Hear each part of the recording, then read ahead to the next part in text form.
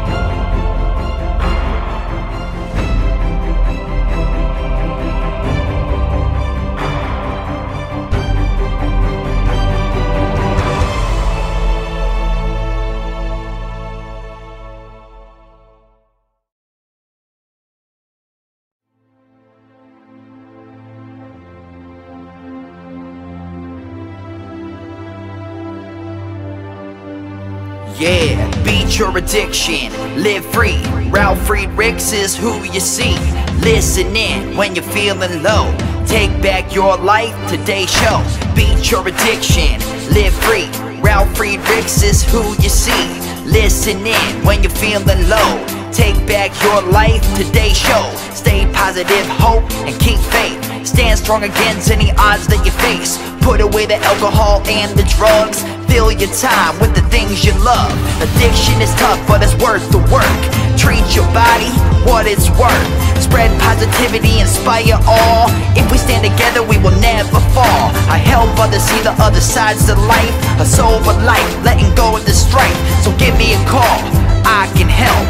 1-844-405-HELP. Homeless shelters, hospitals, jails, wherever you are. I am Ralf Friedrichs and I am here for you. 1-844-405-HELP.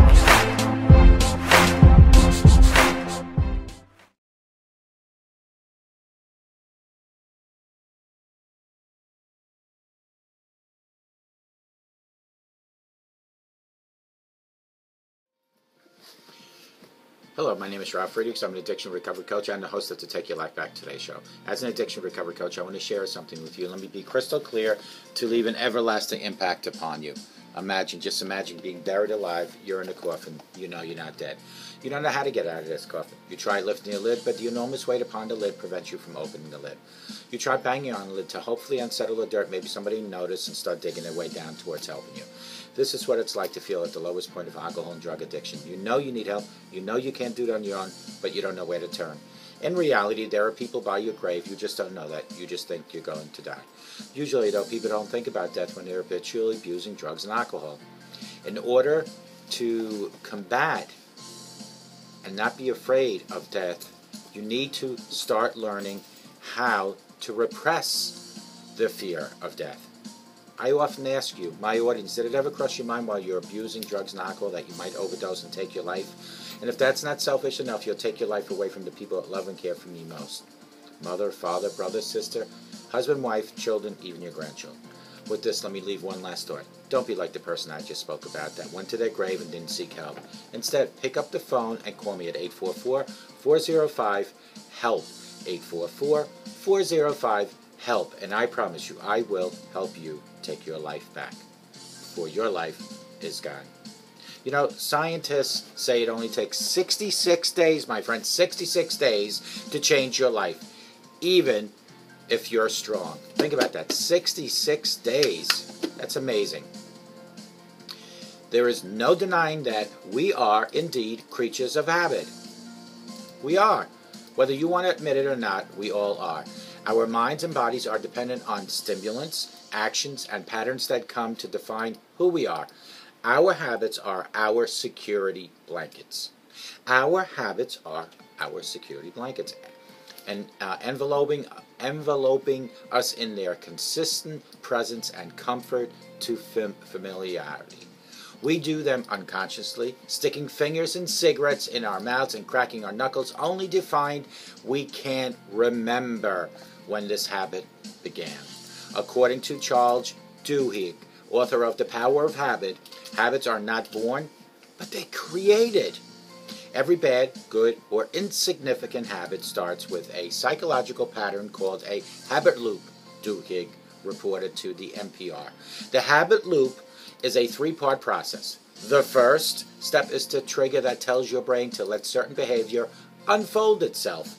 The second step is the behavior itself, or the routine it creates. The third step is the reward or something that your brain likes that helps it remember the habit loop in the future. Once we formed habits, they are hard to break because many times we forget we're doing them. Because of the habit loop, we are able to do things without even thinking about our habit. We will be working on something else while biting our nails, not realizing that the moment that we put them in our mouth. We, you and I, became slaves to our habits. They become inhibitors, and some have the power to control our lives. Though some substances have use of maybe some addictive qualities that make habits almost impossible to break, they are always to replace those bad habits. There are ways to do it with good ones, and all it takes is 66 days. In a study released in the European Journal of Social Psychology, Philippa Lally and her team of researchers surveyed a whole ton of people to find out exactly how long it takes to start a new habit.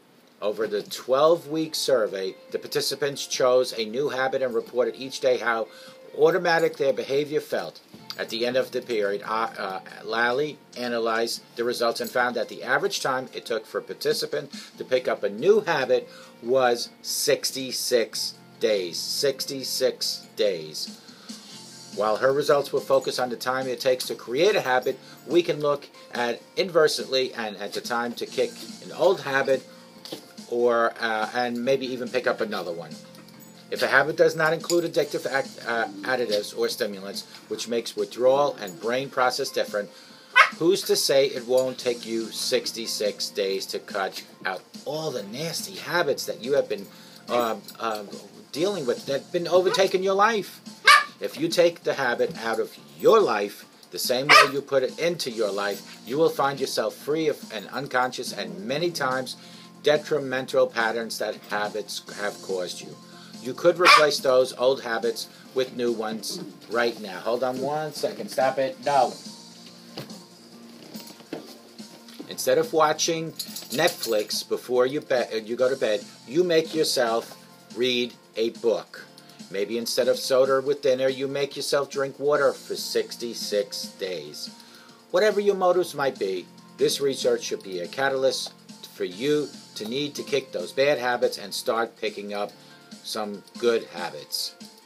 Or some semi-good habits, but anything's better than a bad one. Because there is no better time to turn a new leaf than right now. The first 1 to 22 days, I want you to be obnoxious. Shout about it. Tell your friends and family and co-workers you are on a mission between now, the first day, and 22 days. Enlist them as officers to patrol when you're slipping back into your old habits or not keeping up with your new ones. Tell them you want them to yell at you, bother you, constantly remind you, add extra pressure on yourself. The pressure of disappointing other people and going back on your word will make it so much harder to go back to your old ways. Because sometimes it's easier to disappoint ourselves than it is to disappoint other people. From the day 22 to day 44, I want you to self-analyze yourself. Day 22, all the way to 44. Take a good look at your life. This is the time to really dig deep and do some soul searching, my friends. What to do in your life. Why are you doing this? How do you want to represent yourself in front of that mirror and in front of all your friends? Whatever you're quitting, Whether you're quitting a bad habit or picking up a healthier one, get to the core of why you're doing this and how it's going to affect your life. If you can't find a reason buried deep in your unconscious, you'll be able to carry out these 66 days much easier. You will have an internal force pushing you. Now, I want you to, from day 44 to the final destination of day 66, day 44 to 66, find the light. The third stage is the final push, and push hard. As you and your friends, how far you've all come. You have to make at least another 22 days. It is easy to burn out, I give you that. Get tired and forget what you're doing and why you're doing all this. It's easy to revert to your old ways because up to this point, you have not rid yourself out of the habit yet. At this stage, you must find something to hold on to, something that will push you to that final goal, that will push you from day 44 all the way to day 66. In the last 22 days, that prove how strong and willing you really are, and it will prove that. It might also prove that you became a quitter. Never ever quit. The destination is at day 66. At this point, it's about seeing the light at the end of the tunnel, and it's right there. It's about realizing that though you can't see the other end, you can get glimpses of it. Treat yourself, day 66 to infinity. Treat yourself. The only way to solidify the end of an old habit or the birth of a new one is to celebrate either of them. Throw a party, have some champagne, although without alcohol. Shout it from your rooftop on your house if you'd like to. Make a day of it, or call your friends and have a swanky dinner party. If it's a habit people have been hoping you would break, they will be more than willing to celebrate this habit of breaking the old habit or making a new one with you. Who knows? You can even make it a yearly tradition, and who knows? It might even wear off on them. Start today breaking that old habit. Start today. Start today making a new habit. But make changes in your life, because it's only 66 days away. I hope to God that you enjoyed this segment. I hope no matter what you try to do, that from day 0 to 66, you are successful. And remember, day 66 until whenever is a time to celebrate, because you have done so much to overcome that old habit and to pick up a new one. And may God bless you.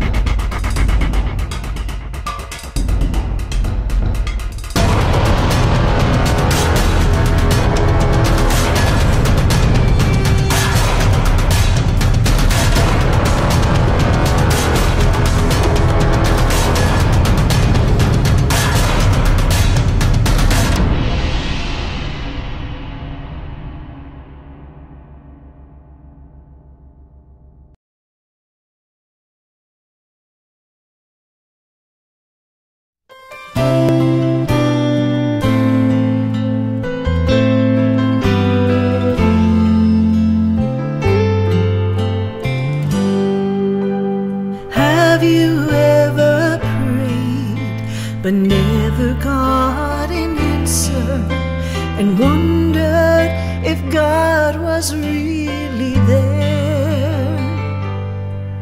Did you feel all hope was gone, but in His time He came along and answered the prayer you thought was gone? There is no prayer too small, for God hears them all. The answer may not not be just what you want, but He always knows what's right, even when we think it's wrong. Just remember, there is no prayer too small.